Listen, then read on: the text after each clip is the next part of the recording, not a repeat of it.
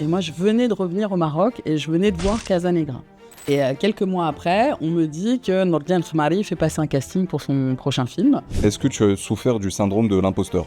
J'ai fait des tonnes de stages, je suis retournée au cours Florent pour légitimer en fait mon statut d'actrice, quoi, de comédienne. Et justement, qu'est-ce qui t'a aidé à tenir pendant ces moments un peu difficiles de remise en question ? Déjà, t'es jamais sûr que c'est une bonne décision. Tu sais pas comment ça va marcher, surtout dans ce métier-là où t'as aucune garantie, aucune sécurité ni financière, ni dans la durée.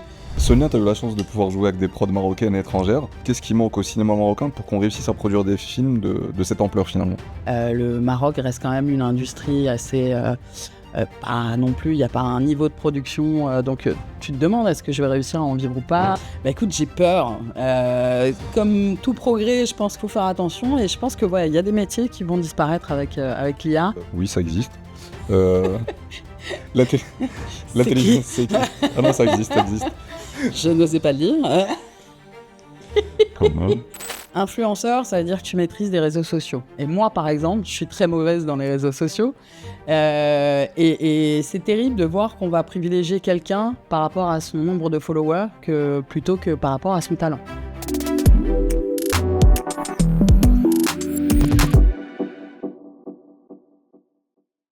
السلام عليكم الدراري، مرحبا بكم معنا في حلقه جديده ديال سكسيس ستوري. اوجوردي معنا الممثله الكبيره الشهيره اللي مقدرناش نقدموا سونيا عكاشه. Salam alaikum. Sonia, merci d'avoir accepté l'invitation d'Yanna. Donc du coup, faites le format Hada, on va découvrir un petit peu l'histoire de Sonia, surtout le début d'Yara, où ce qu'elle pense un petit peu de sa carrière, le métier d'actrice et plein d'autres choses, Inch'Allah. Inch'Allah. Ok, c'est parti, on est ready ? Allez, go. Ok, alors la première question c'est, est-ce qu'il faut une dose de folie pour être une bonne actrice ?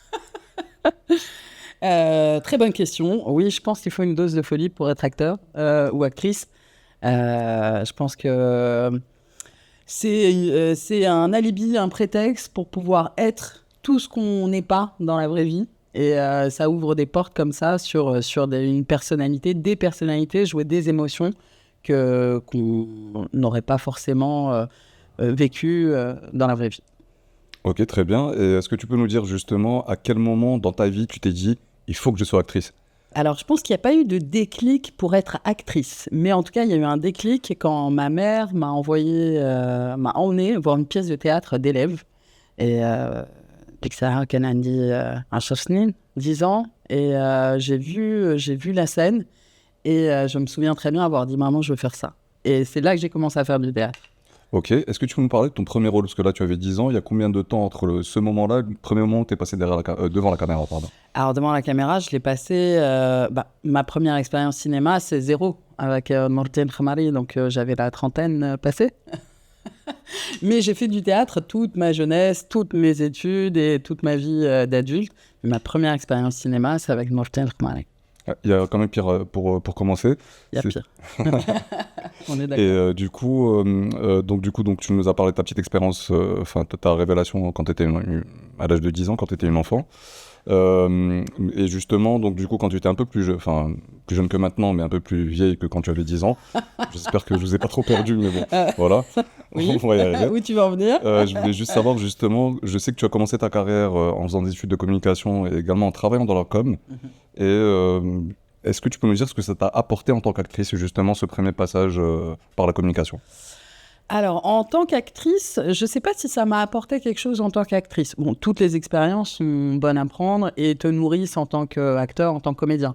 Mais par contre, ça m'a donné une vraie compréhension. Là, aujourd'hui, j'anime aussi des team building, des stages en entreprise, de prise de parole en public, de confiance en soi, de cohésion de groupe.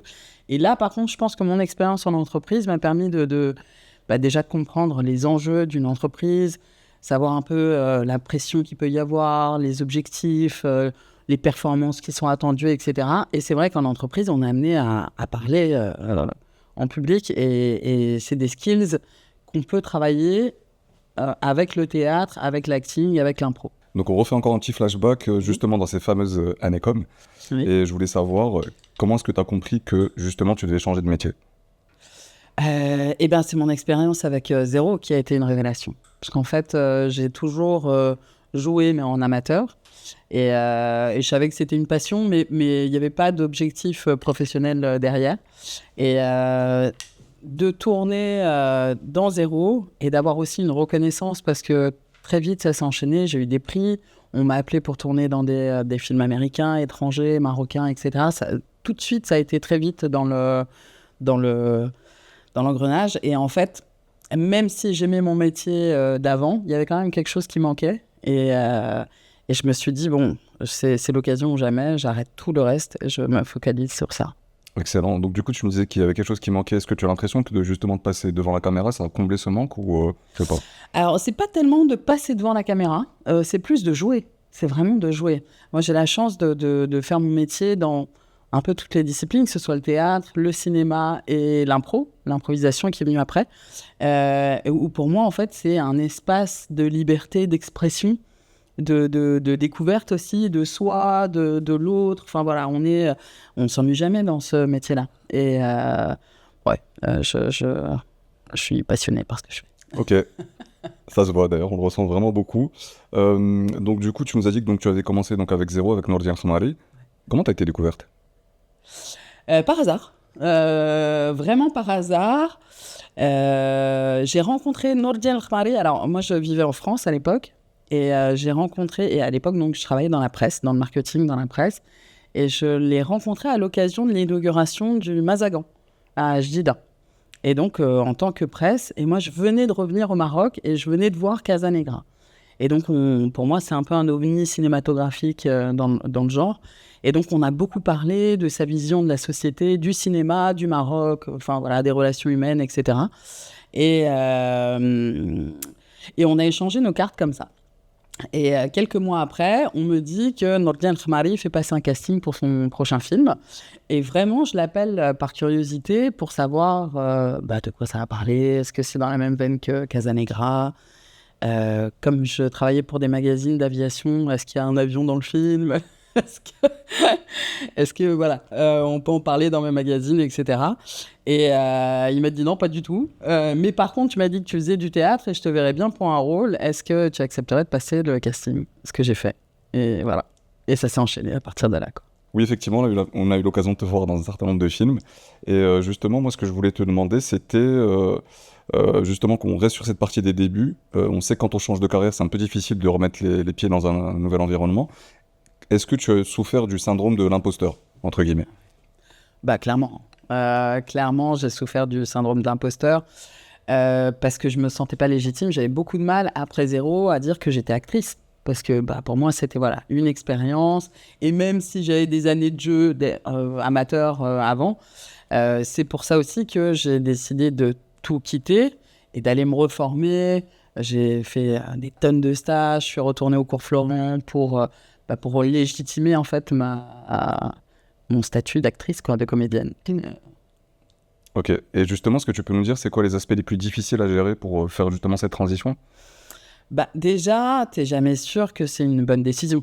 Tu sais pas comment ça va marcher, surtout dans ce métier-là où t'as aucune garantie, aucune sécurité ni financière, ni dans la durée, ni dans est-ce que ça va marcher ou pas. Le Maroc reste quand même une industrie assez... pas non plus, il n'y a pas un niveau de production. Donc, tu te demandes est-ce que je vais réussir à en vivre ou pas et est-ce que je ne fais pas une erreur? Est-ce que ce n'est pas juste un plaisir comme ça mais après, en vivre, c'est autre chose. Ouais, non. Et puis, tu as aussi l'entourage qui te dit mais ça va pas bien. Parce que je travaillais dans le marketing, qui a un poste assez important. J'étais directrice marketing, et pour les gens, c'était fou de lâcher un poste aussi intéressant, aussi, avec la sécurité que ça supposait tout, pour aller faire la saltimbanque, la troubadour, quoi. Ok. Et justement, qu'est-ce qui t'a aidé à tenir pendant ces moments un peu difficiles de remise en question? Alors, ce qui m'a aidé, c'est déjà d'être passionné et que je prenais tout comme un cadeau. Vraiment, toutes les expériences que j'ai pu avoir, bonnes comme mauvaises, pour moi, c'était un cadeau extraordinaire. Mon premier tournage sur une production américaine, c'était pour moi un rêve de tourner avec des gens que je reconnaissais, de participer à des films, de travailler. En plus, j'ai eu la chance d'avoir des rôles quand même intéressants, de femmes en général qui ont existé ou des rôles assez forts. Donc c'était un honneur pour moi de les incarner. Et ouais, non, le soutien de mes proches à ce moment-là aussi était important, parce que c'est vrai que ça comptait. Mais ouais, je pense que c'est la passion et le fait de me dire, ok, là, j'ai la chance de pouvoir sur le tas faire ce que j'aime, enfin ce que j'aime, je veux pas la louper, quoi. Ouais, franchement, super la motivation, grosse énergie. Non, mais c'est vrai qu'il faut réussir à tenir le coup, c'est pas facile. Ouais. C'est vrai que tu as interprété une palette assez large dans ta carrière. Donc, on t'a vu en médecin, on t'a vu en Reine des Pirates, si je me trompe, en jeune divorcé. Ça va toujours dans ta tête? Vous êtes combien? Est-ce que c'est pas trop dur de perdre sa santé mentale, justement, quand on interprète des rôles aussi différents? Comment tu fais pour rester justement toi-même, pour rester équilibré? Et très franchement, alors c'est des rôles... ça a été des rôles importants. C'est des rôles de femmes importantes. Après, j'ai pas été perturbée par... je pense que tu peux l'être quand tu es amené à jouer des rôles assez deep, où tu vas chercher loin dans des choses assez dark au fond de toi. Là, Saïd Al-Hurra, c'était que du bonheur. Médecin, pareil. Enfin, tu vois, j'ai pas de... Et puis, je pense que c'est le métier de l'acteur aussi. Si ce n'est pour, encore une fois, certains films et certains rôles très particuliers qui demandent beaucoup de préparation, où on s'immerge dedans et c'est difficile d'en sortir. Je pense que, et c'est d'ailleurs ce que je dis à mes élèves en général, on a tous un capital émotion. Et en fait, le rôle du comédien, c'est d'arriver à puiser dedans, mais juste ce qu'il faut. Très souvent, je dis, quand on a une scène, par exemple, traumatisante et qu'on a vécu ce traumatisme en vrai, bah, évite d'aller chercher là-bas l'émotion parce que ça va être difficile d'en revenir. Et voilà, le tout, c'est d'arriver à doser, en fait, juste ce qu'il faut. Tu es membre d'une ligue d'impro depuis 2021. Oui. Est-ce que tu peux nous dire qu'est-ce que ça t'apporte dans ta carrière d'actrice? Ah, ça m'apporte énormément. Parce qu'en tant que comédien, on est toujours amené à improviser. On a toujours des exercices d'improvisation, mais là, en fait, j'ai découvert la discipline de l'improvisation, avec toutes les règles que ça comporte, les catégories, les tournois à l'international, où t'as plusieurs formats, t'as des matchs, t'as des cabarets, t'as des formats longs, totalement improvisés. Et vraiment, pour moi, ça a été un espace de liberté. Et comme tu l'as dit, en plus, comme c'est arrivé juste après le Covid, j'avais faim de jeu, j'avais faim de scène, il n'y avait plus de tournage, il n'y avait plus rien. Et donc, de sentir le contact avec le public, de les faire rire, de remonter sur scène, ça a été une révélation. Sonia, tu marches dans la rue. Oui. Et d'un coup, tu rencontres un génie. Ok. Il te redonne 25 ans et toute l'expérience que tu as. Comment est-ce que tu commences ta carrière d'actrice? Qu'est-ce que tu fais? Qu'est-ce que je fais? Déjà, je me trouve un agent.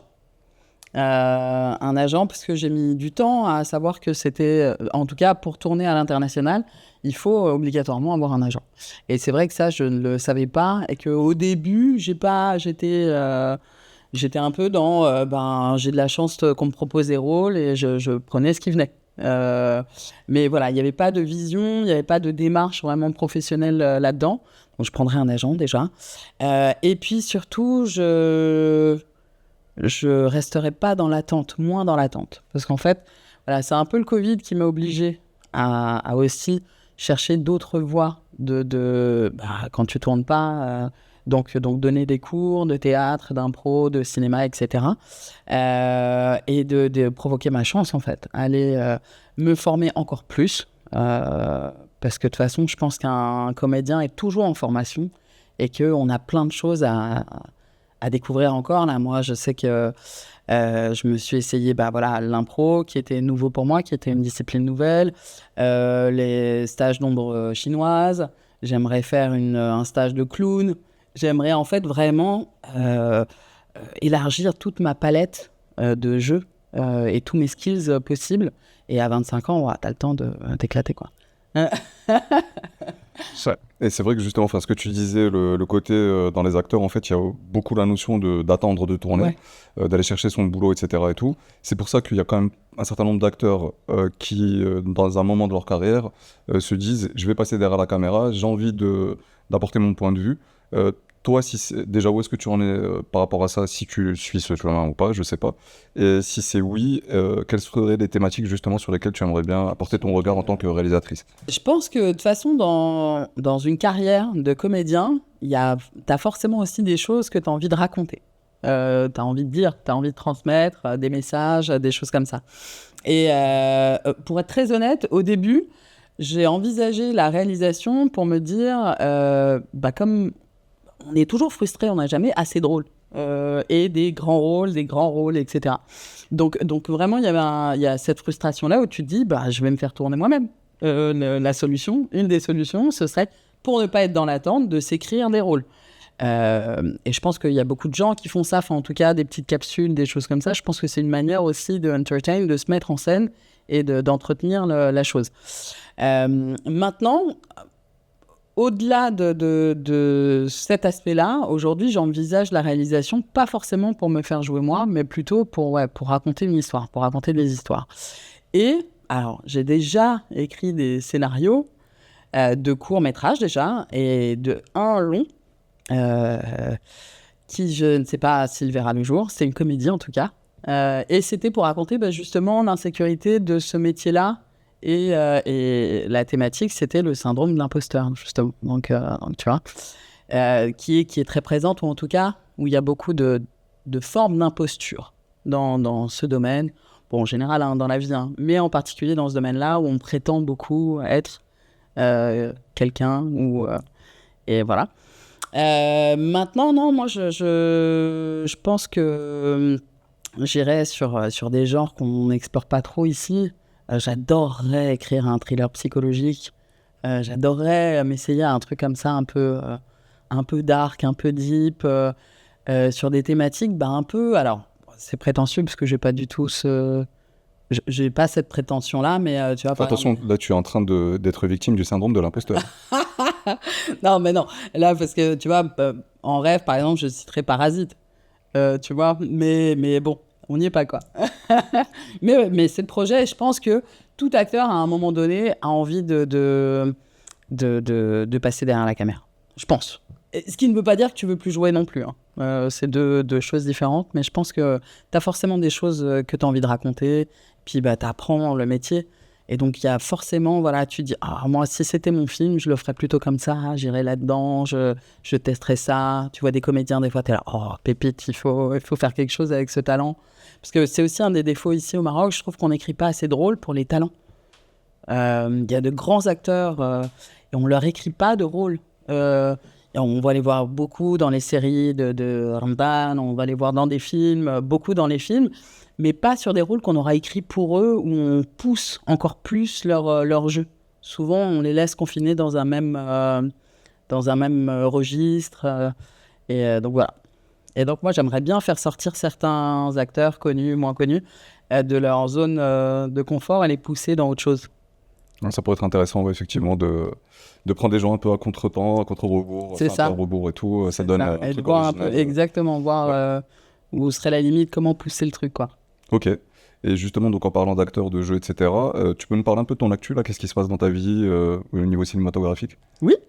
Écoute, j'ai fini un film avec Driss Mrini, il y a quelques mois déjà, qui est maintenant en post-production, qui est un film historique, qui est inspiré d'un livre, d'un roman intitulé « Ce que femme veut ». Et donc, c'était un film... Alors, pareil, c'est une expérience intéressante parce que ça se passe dans les années 50, et c'est encore une période dans laquelle je n'ai pas tourné. Avec des costumes et une histoire sur fond de protectorat, avec une histoire intéressante, en tout cas, qui m'a touché. Et ça, c'est le film que j'ai tourné récemment. Il y en a un autre qui est aussi en post-production de Yacine Morocco, qui va sortir normalement bientôt. Voilà, c'est un peu mon actu de...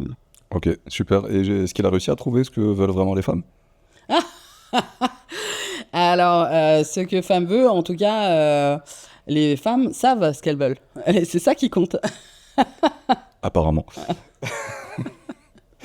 Pour finir sur une note un peu plus légère, si tu devais te réincarner, Sonia, tu te réincarnerais en qui, en quoi Alors, en qui, en quoi? Là, je vais pas être très original, hein. Bon, en vrai, Saïd Al-Hurra, quand j'ai lu son histoire, ça m'a parlé, hein. La première femme pirate de l'histoire, qui fait trembler l'Espagne, le Portugal, qui s'associe à la Turquie avec la flotte turque. Ça me parle assez, hein, je trouve, comme figure, parce que je prendrais plutôt une figure marocaine qui a marqué l'histoire du Maroc. Me réincarner en animal et tout ça, bon, je vois pas l'intérêt. Enfin, en tout cas, ça me pas. Enfin, c'est pas une envie en particulier. Oh, j'espère devenir une tortue. Tu vois, c'est pas l'idée. Saïd Al-Hurra, quand j'ai lu son histoire, franchement, j'étais plutôt impressionné. Il y en a d'autres, hein, mais comme celle-là, du coup, je l'ai incarnée, je me sens un peu proche d'elle. Donc du coup, Sonia, tu as dû remarquer ces derniers temps, enfin c'est un phénomène un peu mondial, le Maroc n'y échappe pas, on va dire, cette espèce de vague d'influenceurs et d'influenceuses qui débarquent dans les salles obscures et dans les séries. Toi, tu en penses quoi en tant qu'actrice et est-ce que tu penses que c'est quelque chose qui est bénéfique pour l'industrie d'une manière globale? Alors, c'est un sujet qui fait débat forcément, et comme tu l'as dit, c'est partout maintenant. T'as vraiment un appel comme ça, même au Festival de Cannes. Maintenant, les influenceurs sont invités sur le tapis rouge. Et j'ai envie de te dire, je suis mitigée parce que certains sont très bons. Et que c'est vrai qu'en tant qu'influenceur, il faut que tu maîtrises ton image. Et donc, il y a déjà une certaine maîtrise, ils ont déjà compris plein de choses. Après, en termes de jeu, des fois, c'est difficile. C'est difficile et c'est forcément frustrant parce que influenceur, ça veut dire que tu maîtrises des réseaux sociaux. Et moi, par exemple, je suis très mauvaise dans les réseaux sociaux. Et c'est terrible de voir qu'on va privilégier quelqu'un par rapport à son nombre de followers plutôt que par rapport à son talent. Donc, il y a un truc comme ça où tu es là, c'est pas juste. Et d'autant que beaucoup, alors pas tous, certains sont talentueux, mais beaucoup n'ont pas de formation du tout et ne cherchent pas à se former. Ils comptent juste sur soit leur physique, soit sur leur notoriété, en estimant que ça suffit. Et c'est même limite insultant pour le métier. Enfin, c'est un métier, être comédien, être acteur, c'est pas juste tu viens devant la caméra et il faut se former pour ça. Enfin, parce que même quand tu as une base, un talent au départ, comme pour tout, moi je compare souvent ça à même des métiers, à des sportifs de haut niveau. Tu t'entraînes, quoi. Tu joues, tu pousses, tu essaies de voir jusqu'où tu peux aller dans ton jeu. Et un jeu, quand tu as 20 ans, c'est pas le même quand tu en as 30, c'est pas le même quand tu en as 40. Tu as toute ta maturité, déjà d'adulte, et puis de comédien, où voilà, tu peux jouer sur des subtilités qu'au départ, t'es pas forcément dessus. Donc, ouais, je trouve que c'est dommage, mais de toute façon, je pense qu'on en revient dans tout. Il y a une vague d'influenceurs comme ça pour les produits cosmétiques, et je dis pas que c'est mal parce que c'est aussi des modèles et voilà, et ça correspond à notre société d'aujourd'hui. Ça répond à un besoin aussi d'être plus dans le vrai que dans la pub classique. Maintenant, c'est un métier. Et après, s'ils veulent faire de la comédie ou autre chose d'ailleurs, c'est un autre métier. Et pour moi, c'est deux choses différentes et il faut quand même valoriser l'expérience. Voilà, quand on voit des grands comédiens qui se retrouvent face à des personnes qui sont quand même limitées en jeu, là, c'est pas juste, c'est dommage. Oui, ça existe. L'inté- L'intelligence, ah non, ça existe, ça existe. L'intelligence artificielle. Alors, l'intelligence artificielle, ça arrive aussi sur le cinéma. Qu'est-ce que tu en penses aussi? Écoute, j'ai peur. Comme tout progrès, je pense que ça amène des choses extraordinaires. Après, ça me fait peur aussi parce que je pense qu'il y a des métiers qui vont disparaître. Le doublage. Je sais que là, par exemple, je me suis vue parler italien. Alors? Je ne parle pas italien, d'accord? Non, et je me dis, mais ça veut dire... Ou j'ai déjà entendu des voix qui étaient similaires à la mienne, et étaient là, mais donc en fait, on reprend ma voix pour s'en servir pour d'autres choses. Et je pense que comme pour tout, je pense que vraiment, il faut réguler, il faut faire attention, et je pense que il y a des métiers qui vont disparaître avec l'IA, et j'ai peur qu'on tombe dans une espèce d'uniformisation. Comme, tu sais, les présentations en entreprise et tout le monde maintenant va sur chat. Et sauf que, surtout dans ces métiers-là, le cinéma, etc., il y a la dimension émotion, humanité, tu peux pas perdre, qu'il faut pas perdre, parce que sinon, ça y est, on est dans dans quelque chose de fake et que te donnera jamais, je pense, quand même une machine. Sonia, tu as eu la chance de pouvoir jouer avec des prods marocaines et étrangères. On a vu Christopher Nolan là, qui a tourné son film L'Odyssée, dont tout le monde parle. Une grosse partie a été faite au Maroc. Qu'est-ce qui manque, c'est complètement subjectif, mais à ton avis, qu'est-ce qui manque au cinéma marocain pour qu'on réussisse à produire des films de cette ampleur finalement? Bah, je pense qu'on en revient toujours un peu à la même réponse. Le nerf de la guerre, ça reste quand même le financement, l'argent. Et c'est vrai qu'on ne peut pas comparer les budgets de films comme l'Odyssée avec ce qui peut se tourner au Maroc. Déjà, en termes de budget, c'est pas du tout la même chose. Et qui s'explique pour plein de raisons, notamment qu'il n'y a pas vraiment un vrai marché du film marocain, que les films marocains s'exportent très difficilement. Donc en fait, ça reste souvent des productions maroco-marocaines pour le Maroc, quoi. Et on sait que en fait, ce qui fait que le cinéma perce, enfin en tout cas, c'est qu'il se vende à l'étranger et qu'il ait cette dimension un peu internationale, universelle. Et nous, je pense que c'est là où ça pêche, c'est qu'on reste sur des... Même quand c'est des prods exim, même quand il y a des financements étrangers, etc., on est quand même sur des productions maroco-marocaines pour le marché marocain. Et forcément, ça limite.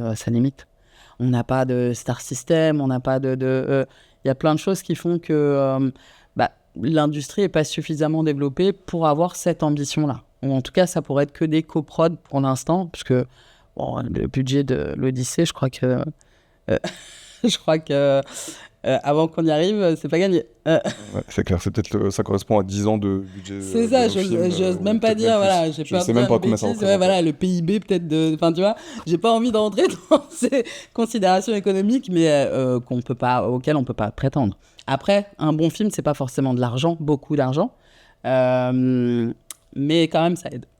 Ouais, il en faut un minimum, ça c'est sûr. Sonia, avant de te remercier d'être venue faire cette interview avec nous, j'aimerais juste si tu peux donner un petit mot de la fin pour les jeunes spectateurs qui nous suivent, pour ceux qui éventuellement aimeraient bien se lancer dans l'acting, qu'est-ce que tu pourrais leur donner comme conseil de ton point de vue? Donc il faut que je regarde la caméra ce que tu veux. Non, pour moi... Ne regarde pas moi, je suis pas très jeune. Je n'osais pas le dire. Non, je dirais aux jeunes qui veulent se lancer, déjà, si vous avez envie, allez-y, quoi, faites-le. Parce que ça permet de développer des skills de toute façon qui seront nécessaires dans la vie. Pour moi, le théâtre, l'impro, ça doit être obligatoire à l'école, parce que voilà, ça te permet de développer une confiance en toi, de te découvrir toi, comment gérer ses émotions, comment interagir avec les autres, comment décrypter aussi certains messages, etc.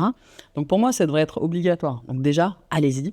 Et après, nourrissez-vous intellectuellement, nourrissez-vous de livres, de films, de références, voir le cinéma coréen, ce que ça donne, le cinéma européen qui n'a rien à voir avec le cinéma américain, ou vraiment ou avoir des références et...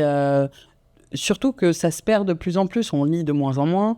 On a tendance à, maintenant, la ref, c'est ChatGPT ou Google, qui, en fait, limite beaucoup le spectre des recherches, en fait, qui va conditionner aussi un peu ce que tout le monde voit, ce que tout le monde apprend. Et justement, se nourrir de choses qui ont été écrites avant, d'histoires, parce qu'on n'a rien inventé dans l'absolu et on ne va rien réinventer. Les histoires d'amour, elles sont tournées différemment, expliquées différemment, mais l'amour reste l'amour.